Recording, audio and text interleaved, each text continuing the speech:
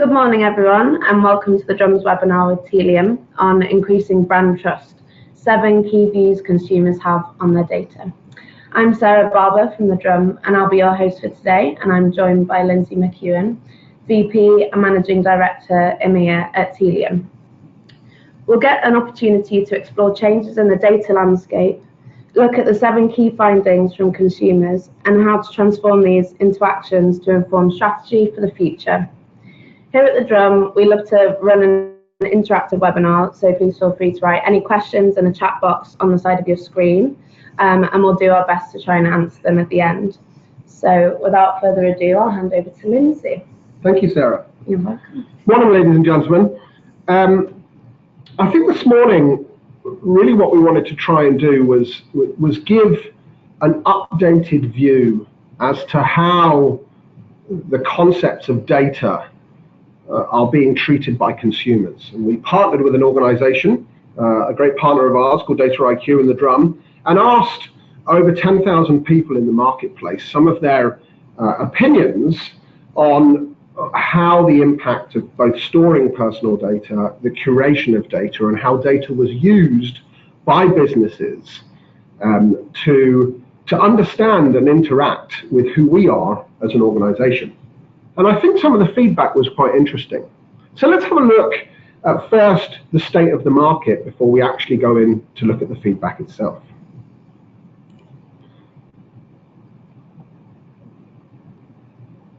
As Sarah very kindly introduced me, my name's Lindsay McEwan. I've been in this industry for about 25 years. And I have a personal interest in the ingestion of personal data to give relevant service to an individual, mostly because I have a gender-in-specific name.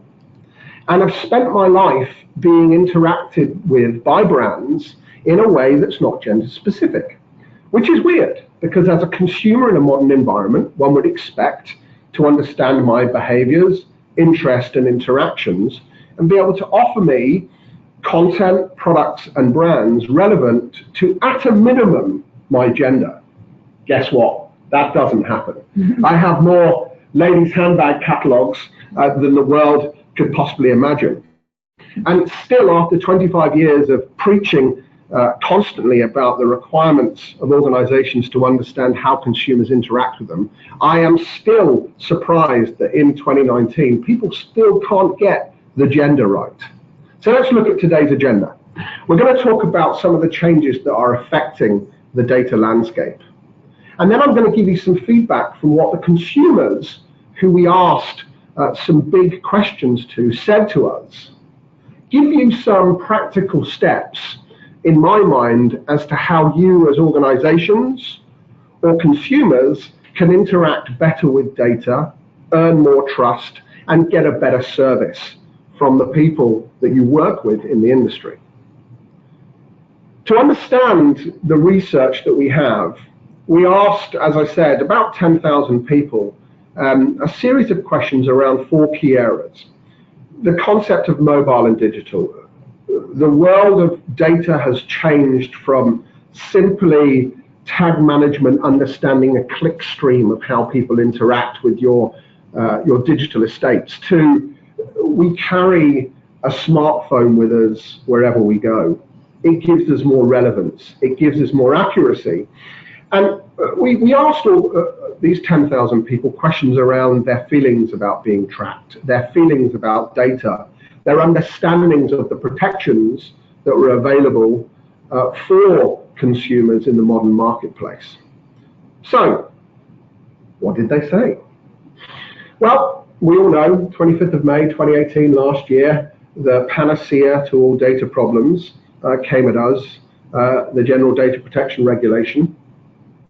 It was a series of reinforcements of the Data Protection Act that made organizations responsible for the collection, curation, and management of individual consumers' data. It made the use of that data governed by law, and whereas before there were some small arbitrary fines placed on organizations who broke the rules of GDPR, it introduced some hefty penalties and some hefty regulations upon organizations who did not collect, curate, and manage data from consumers. It wasn't just about regulation, though, because they introduced the regulator, and the ICO was formed, and Elizabeth Denham joined the team and came at the application of GDPR to the industry in a very interesting way, because she wasn't a legislator. She came from the business side of data protection and really wanted to allow organizations the ability to use GDPR as a way to better understand consumers, as opposed to ring-fencing all personal data to make sure that organizations knew nothing about us.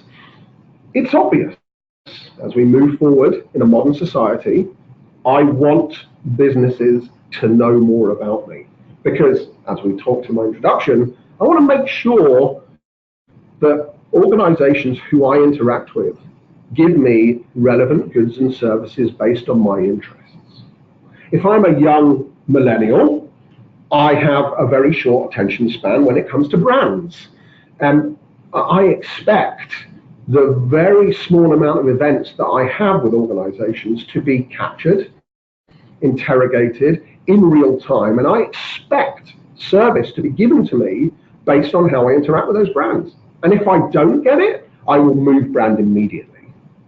If you move all the way up to the hyperbolic Silver Surfer, it's no different. They expect much deeper, more loyal relationships with brands. And they expect people to understand who they are. They are very brand loyal, but they're only brand loyal in a way that allows them to get better service, better goods, more appropriate content served to them based on how they interact with the brand. And this has presented an interesting challenge in the business, and that is the rise of the chief data officer. This used to be a role that existed within marketing.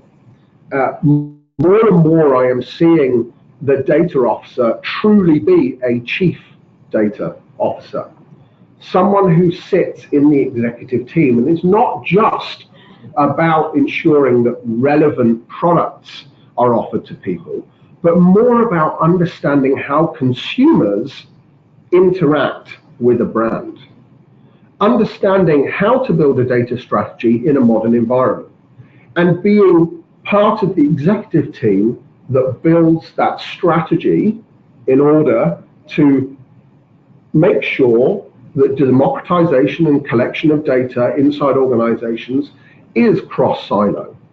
It is complete, and it is the basis for organizations to move forward. I read a brilliant article last week in the Telegraph suggesting that the latest CEO will have a background as a CDO. Why? Because they're used to working interdepartmentally. They're used to pulling together disparate business units. They're used to pulling together disparate data flows. And they're used to building an environment where cooperation, strategy, and the ability for an organization to look far into the future as to what their data strategy is one that is both communicated across the business and one that is adhered to over the coming years and months.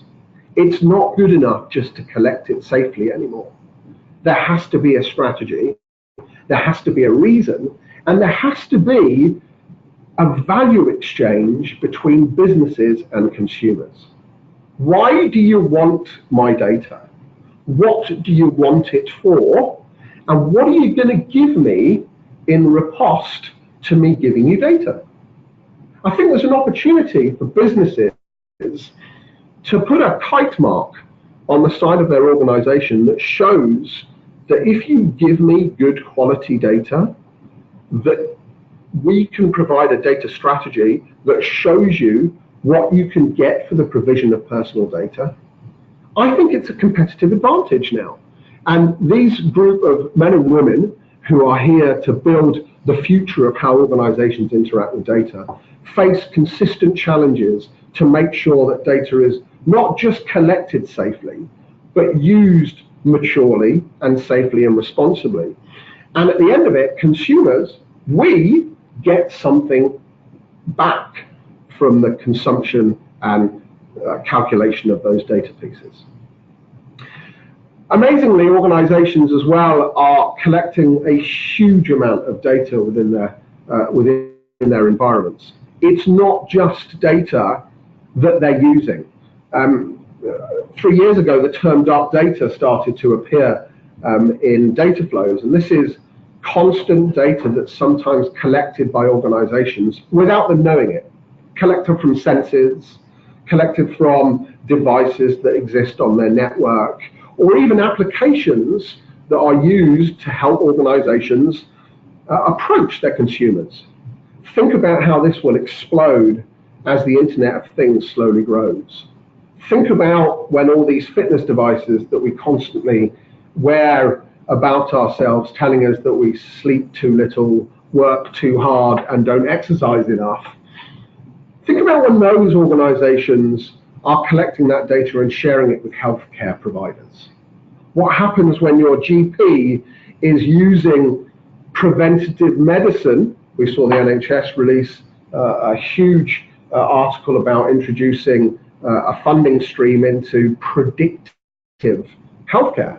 Well, it's a pretty good idea. If I could monitor my health, I could do a huge amount of pre-work before I actually sat in front of a GP. Because really what a GP does is use their questioning skills and hope that your description of your symptoms come together with a diagnosis of a disease, issue, or challenge that can be helped by medicine. Think about how much data is involved in that interaction. And think about how much training that doctor goes through to be able to understand and consume the 5 to 10 minutes of interaction that you have with them in the doctor's surgery. Think about if they could get pre-data. Think about if they could monitor your health, lifestyle, consumption of calories, activity, sleep patterns. And think about the amount of regulation that's going to be required in the future to manage these data sources. And let's be honest, it's not going to get lesser, or there is not going to be fewer data sources out there. I just believe that more and more data sources are going to be tracked. More and more we're looking at the geolocation of mobile phones as being the ultimate way to make data tracking real time.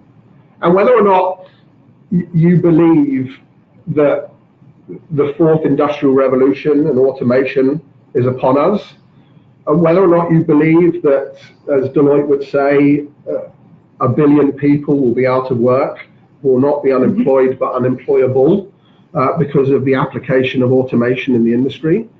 And we are seeing a huge amount of robotics. We are seeing a huge amount of automation. And this is being driven not only by the consumption of data, but more importantly by the constant analysis and machine learning of that data. Algorithms have very little control. Where's the GDPR for algorithms? I don't see it. We've already seen a multitude of online examples of where algorithmic calculation can be sexist. It can be racist. It can promote a product category and a customer category based on incorrect data or incorrect algorithms. And when you introduce machine learning into that and the machine is starting to analyze that data, you start to lose a bit of control. So it's hard to deny that the future is interesting, because I think data will drive a huge swage and a massive increase on how organizations, brands, and customers understand who we are as consumers. But the question is, what do we think of it? So let's look at some of the research. So we asked 7 key consumer areas. We talked about how do people feel generally in the modern economy about sharing data? Did they understand the laws that were available for them? How did they feel about the introduction of tracking across mobile platforms, and what were their experiences of the services that they got back from those mobile platforms? How did they believe that online and offline environment kind of work together? I almost consider a web page now to be an offline environment, because it's so static. It's something that we use very much in a sedentary manner, whereas mobile is such a, I hate to say it, a mobile channel. It's used when you are moving through a brand experience. Where have we got to on personalization? And how do people feel about coming out of the clickstream environment and that bleeding into their mobile environment? So let's look at some of the research and what people said. Consumer attitudes towards sharing personal data. Now, we've asked this question for the last 3 years with the same partner. And you're not going to be massively surprised to see that people are now more trusting if they trust. Now, I know that's a bit of a ridiculous statement, but I think what it shows is that more and more, 30% of the organizations that we questioned out there, of the individuals that we questioned out there, were now happy with this concept of a value exchange.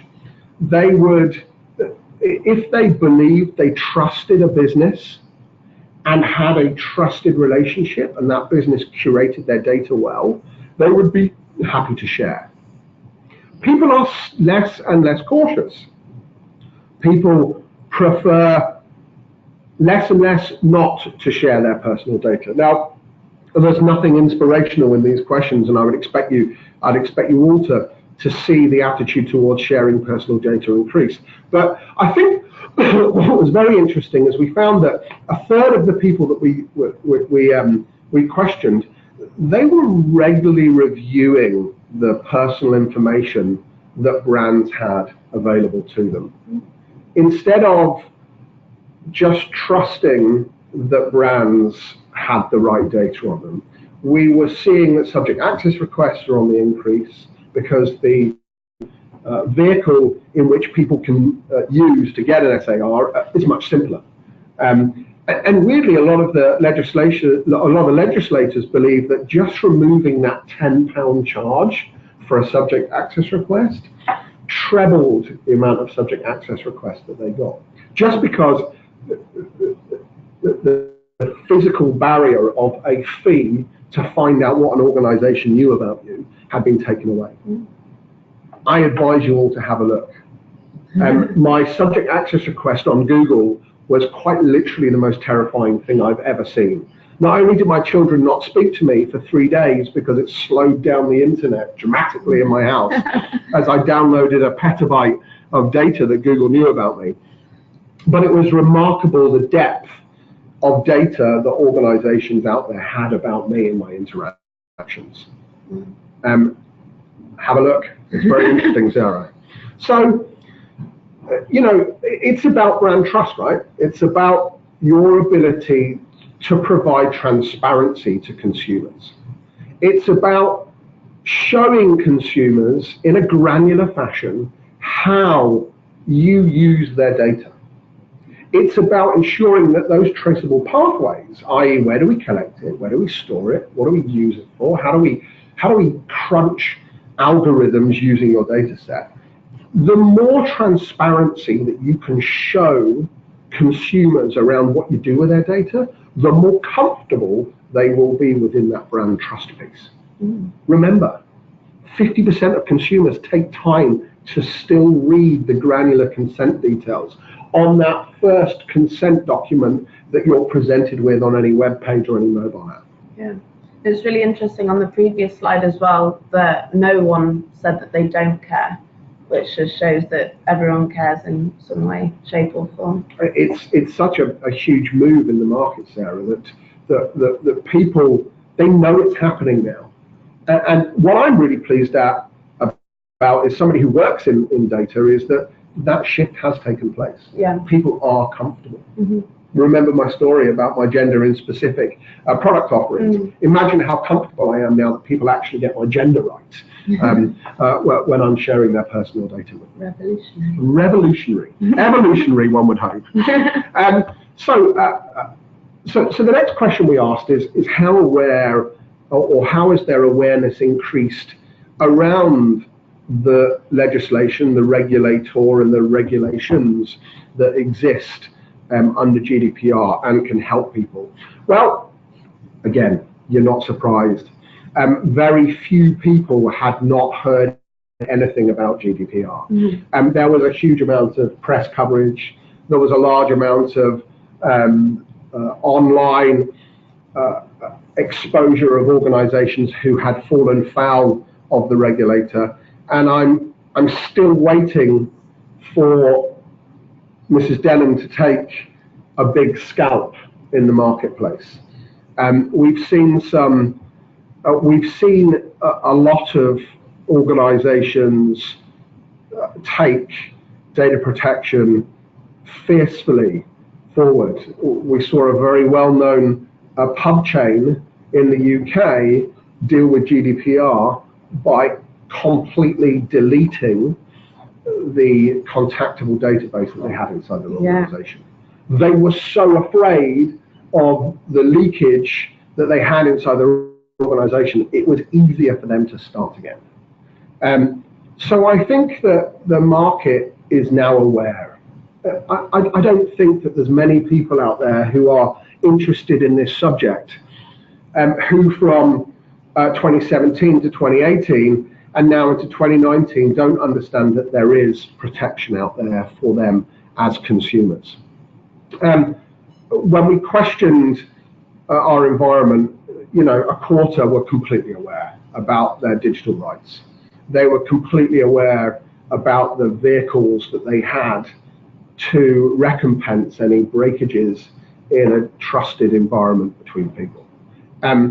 I think the media helped us with that. I think organizations have actually done a very good job in educating their consumers as to what protections are in place. Well, what can we say? How do we do this? I mean, I think continuing to develop that strategy and technology is really important. And I'm kind of going to say transparency again.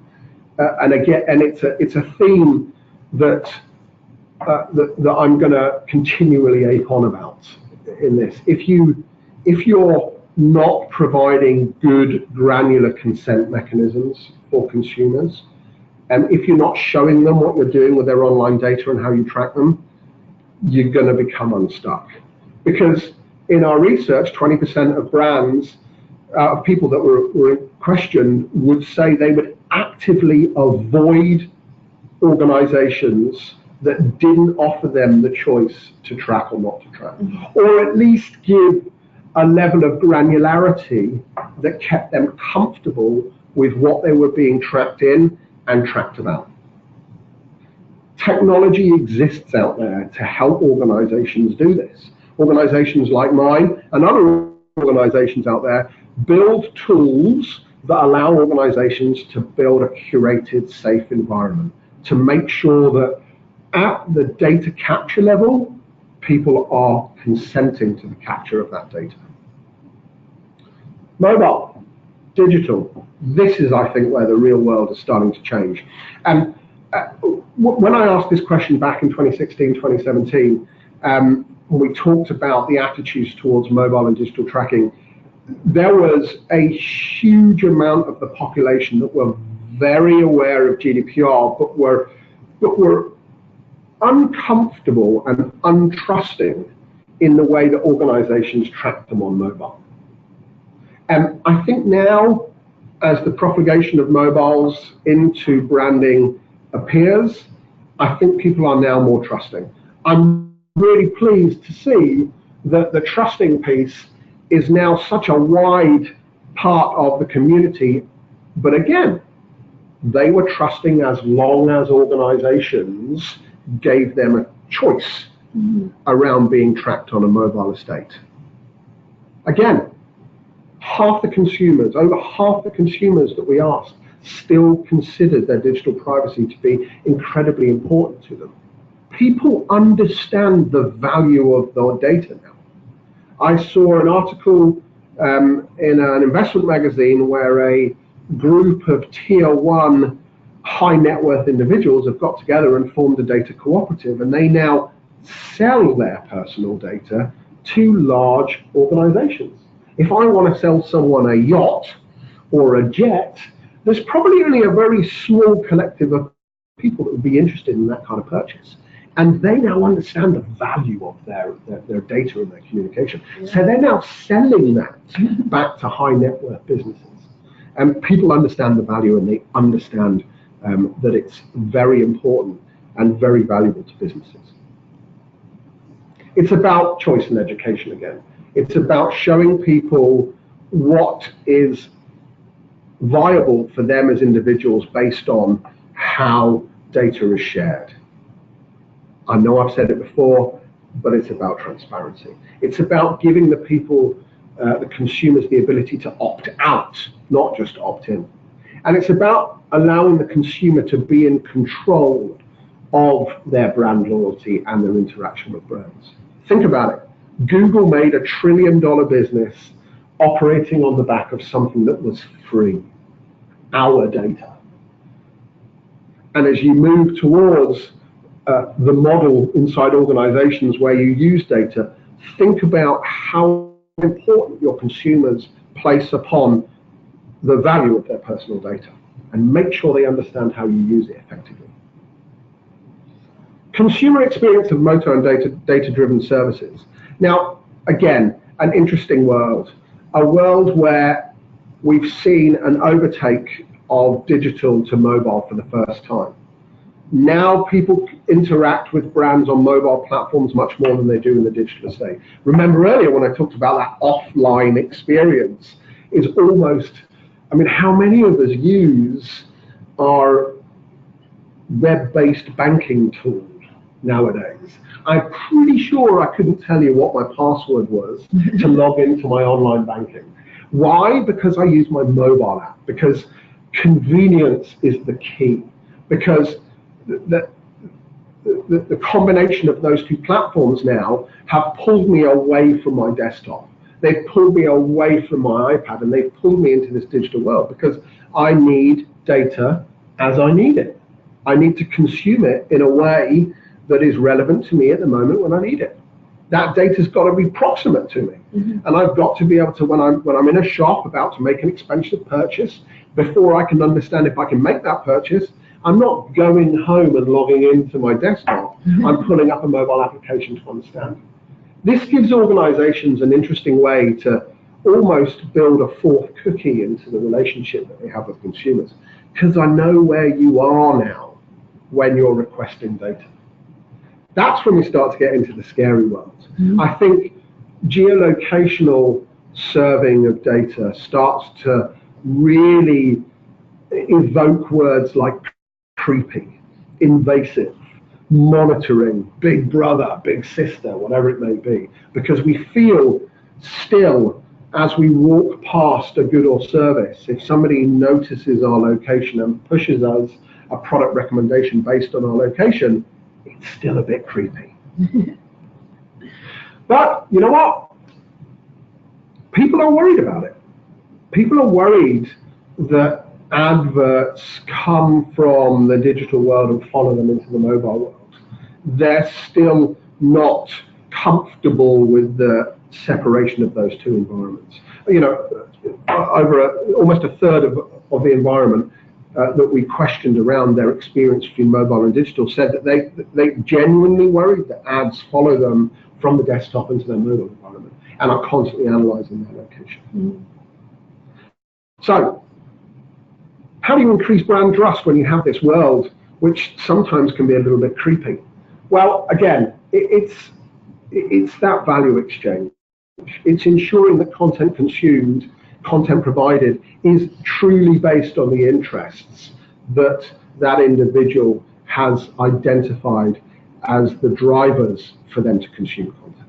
It's about using good technology. We're starting to hear about the concept of the data supply chain inside an organization, where businesses understand that everything from capturing data through to the processing of data and the output of data is understood by consumers.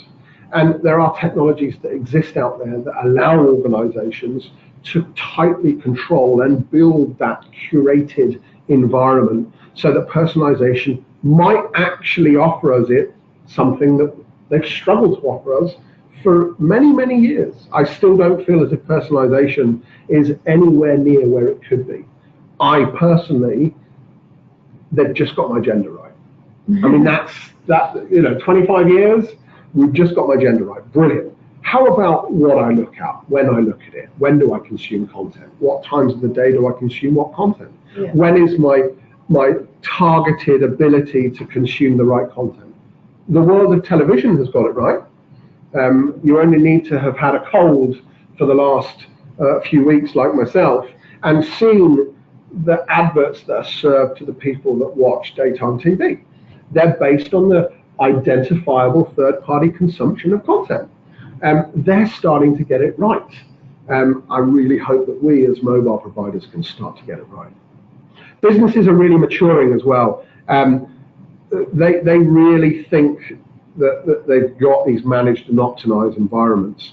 I am still remarked that 70% of the FTSE 100 still doesn't have simple technology like tag management to allow them at the data collection to figure out whether or not, can I track Lindsay? Am I allowed to track Lindsay? Has Lindsay given me consent to track him? So what do consumers think about these mobile and digital experiences? Are we really giving them anything exciting? Do you know, well, when we ran this in 2017, I was absolutely amazed to find that people wanted organizations to track their personal data for one simple reason: to help them fill in online forms quicker. How uncool was that? That was the number one reason. You know what, when I log on to a web page, I want them to know who I am so I don't have to fill out my contact details. After all these billions of dollars invested in technology, that's what consumers were most excited about. How humdrum. 2018, at last, we've seen personalized offers overtake shortcuts. Yay! Billions of dollars spent on data aggregation, billions of dollars spent by marketing organizations, and finally, we are moving away from convenience to real-time offers based on how I interact with a brand. Thank God, because this is the start of the world that we were promised. When online data capturing was given to us, we were promised personalized offers based on how we interacted with brands. We were promised more relevant offers based on where we were in our daily machinations. And actually, all we did was fill out a few forms. So well done to all the marketers out there and all the data specialists who have now managed to move the needle, because as we can see, people like personalized offers. They liked pricing reflected on their loyalty to a brand. They like content based on their interest, and trust that businesses give them that based on their consumption of data. Over a quarter of them, 1 in 3, wanted a special offer based on who they were. Is hallelujah. At last, the world of data has reached a point where we're using their data for a brand to offer better product. Consumers still feel very positive about this. And as we've seen from the previous slide, they're really happy that relevant content is delivered to them based on what they want to consume. Organizations need to use this as the blueprint for their future relationship. The more that value exchange increases, the more consumers and customer profiles can be used to drive choice. Customer attitudes towards personalization in mobile and data. Okay, personalization is still a scary world. Again, when you look at here, a lot of people still disliked the experience of personalization. Well, we've already talked about why I can't understand that would be so, but people don't like to be identified as an individual in the online world. it's still a scary proposition. I would much rather be a group of people than be Lindsay on his own being identified. And it was funny because here you saw that, still 15% of the world still thought it was creepy if personalization was displayed on a mobile platform. They still felt as if it was invasive. It still felt as if product was based on location. It felt a bit too invasive. So I think we've still got a lot of work to do in the environment to make sure that people are comfortable with personalization on the mobile channel. And I don't think it's a generation thing. I think it spans the entire generation. Mm-hmm. I think it feels pretty invasive, and it's one of those key emotions that we're really going to have to get over if we expect personalization to not just be historic, but location-based, browsing-based. That funnel's changed dramatically. Yeah. Think about how much further down the funnel organizations have a chance to influence. Social advocacy, social pricing, social research, general online research. By the time a person buys a product, they've created a huge amount of that funnel themselves. And businesses are less and less in control of the top half of the funnel. And how do they drive people to do the thing that all marketers want to do, and that's influence a moment of truth. As you stand in front of a good product or service, how can I influence your ability to purchase it? But the world still finds it creepy. Almost half would prefer not to provide personal data when it comes to mobile channels. So Jeff Bezos is a great advocate of having an empty chair at the table to represent the customer, putting the consumer and the customer at the center of all of your data strategies is super important. Having personalized campaigns based on what their preferences they have instead of assumed preferences is super important. And we've seen the rise of a huge product category with a customer data platform, where organizations now realize that they can build rich sets of first-party data based on how people interact with them. Organizations that are not using CDPs need to think about using CDPs, because pulling together the multiple versions of one's self and how they interact with across those channels to build a considered platform is really super important to organizations, convincing us to get over the creepiness of the mobile tracking environment. So this is where it got really interesting. The cross-device tracking. Did people trust it? Did people want a different experience? Did people feel as if where we went from an online environment into a mobile environment, were they comfortable with us tracking them? Were they comfortable with us offering them products based on how they interacted with the physical instances? No, is the answer. Still no. Mm-hmm. And I think this still comes into the mobile world. It still talks about the caution that exists in the world of, well, I looked at your product in-house and now you're referring to that in my mobile journey with you. I feel like I'm having a different experience, but I feel like you connected them together as an organization. I expect a different experience. I'm still not comfortable with it. We saw a quarter of customers expect to have a completely different experience from a physical to a mobile world. And I think organizations need to think very carefully about, what does that actually mean? I think it's a little bit of discomfort around being followed still in the mobile world. Because personally, if I'm looking at a product at home on an iPad or on a laptop, and then my loyalty device picks up that data and perhaps offers me a discount based on the product that I looked at when I'm in store, personally I like that. But then I'm very data savvy and I'm very excited about the utilization of data. I think people need to think long and hard about how they join those two physical worlds together. It still feels very invasive for a lot of consumers out there. Again, identity resolution is super important. We've got to figure out who that Lindsay fellow is. Is he a fellow, for starters? Is he the same Lindsay that's on his iPad or the same Lindsay that's on his mobile? And do we ensure that we're engaging with that same person in a deterministic way? Think about myself. There's a 70% probabilistic chance that I'm a female because of my nomenclature. But that doesn't help me. That doesn't help me as a brand address me as an individual. I need to build deterministic models that continually treat me as anonymous until I'm identified as to who I am. Having a consistent GDPR strategy and using technology to support that, to make sure that consent is the basis for all interactions for tracking within inside the environment.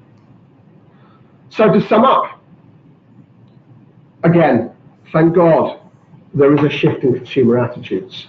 People are becoming more trusting. Brands are treating our data in the right way. We're moving in the right direction, and GDPR has given us a comfort blanket to make sure that we are still using data in a curated way. It's still a huge opportunity for brands. It's still a huge opportunity for brands to treat us as a segment of one. I'm old enough to remember when that was a thing. A segment of one is still a viable product out there. The regulator, thank God, has put an end to the data Wild West, and I laud the whole organisation's approach to how they looked at GDPR, applied it to business, and made sure that those data cowboys we used to see that addressed us all as groups of people have now gone. Yeah, amazing. That was brilliant. Thank you so much, Lindsay. Thank you. And we have a couple of questions. So I'll kick off with one. So obviously you've talked about personalization a lot. Could you go into the technology that you think we should be using to harness that more and use it in the best ways possible, instead of just the standard, I love Sarah t-shirt that might pop up on my Facebook feed? How are we going to use that data to personalize things properly? I think it needs to be a pretty holistic view towards data. I think you really have to take a massive step back from the table, and not just look at personalization for the sake of personalization. Capturing data in its first instance, you've got to have an environment inside your organization where you're capturing the right data. Mm-hmm. You've got to be able to capture it in real time, right? Because relevancy is so important in personalization nowadays, and time relevancy is super important. There's no point, we all remember the banner ads that were served to us based on a product we looked at months ago. Yeah. Thank God those days have gone. Organizations need to build a data supply chain within their organization. They need to have an environment where consent is centralized. And they need to use that environment to make sure that the collection, the curation, the storing, and the communication with those consumers is based on these centralized consent models. Without that basis, without that sort of foundation within an organization, it's extremely hard to create any form of personalization. Because remember, we talked about building trust. We talked about building brand trust. We talked about that data value exchange. I'm kind of not going to look at it if I don't believe you've used my data responsibly to make the decision on what to personalize. Yeah. There's a lot of great technology out there that allows you to build personalization, next best action tools, and so on and so forth. But the real basis of that communication is, do I believe that the data was collected in a genuine way? Do I trust that it's being stored? And do I believe that what you're offering me is personal? Yeah. And I guess that relates to the point you made about making consumers feel like they're a part of the business strategy, rather than businesses just forcing that upon consumers. That's a very, very, very, very valid statement, Sarah. Pulling the consumer into your data journey is really where some organizations like Facebook have really done very well. We kind of know what it is now, and we're part of it. We're happy to be part of that community and share our data to get relevant offers through Facebook ads. And they've done a great job most of the time pulling us into that community. Yeah. Okay, brilliant. I've got one more question. So you've mentioned 7 key consumer insights. Is there one that you'd say is the absolute most important takeaway for our listeners today to bear in mind? It's all about trust. Okay. It's all about trust. It's all about ensuring that consumers trust your ability to safely curate their data. If you can do it in a trusted environment, you can be extremely successful in the way in which you use data to drive a relationship between a consumer and an organization. If I don't feel it's trusted, we've all read the multitude of stories about fake news, about driving political output based on distrust of data. It can have an equally negative impact on your brand if people stop trusting you as a data curator. It's all about trust. You can build that trust between you and your consumer. They will give you every single bit of data. The more value you give them, the more data they will give you. Yeah, and that's exactly it, isn't it? It's a relationship instead of a one-sided thing. Absolutely, Sarah. Okay, well, I think that's all we have time for today. So thank you very much to our partners, Tealium, and especially Lindsay. And we hope you tune in again soon. So you can also sign up for our upcoming webinars by visiting thedrum.com/webinar. So thank you very much. Thank you.